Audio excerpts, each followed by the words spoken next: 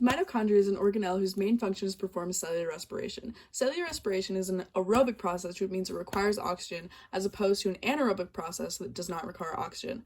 Cellular respiration is split up into three separate processes: glycolysis, the Krebs cycle, and the electron transport chain. First is glycolysis. It occurs in the cytoplasm, and its reactants are just glucose, C6H12 and O6, and its products are 2-pyruvic acid, 2-NADH, and 2-ATP net gain.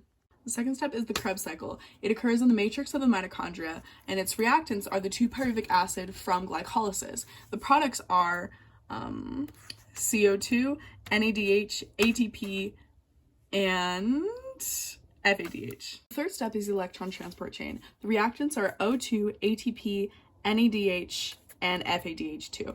The products are H2O and 36 ATP. In the electron transport chain, there are 4 protein complexes. In the first, NADH transfers 2 electrons, 4 hydrogen ions are pumped across the membrane, and 3 NADH are oxidized into NAD+ to re-enter the Krebs cycle. That's the first one. In the second, this one, FADH2 transfers electrons to Q, which carries the electrons to complex 3.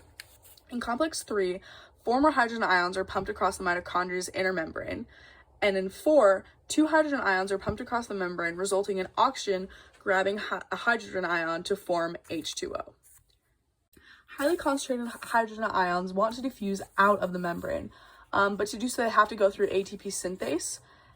When they go through it, it spins it, allowing the ATP synthase to bind ADP and a phosphate to make ATP.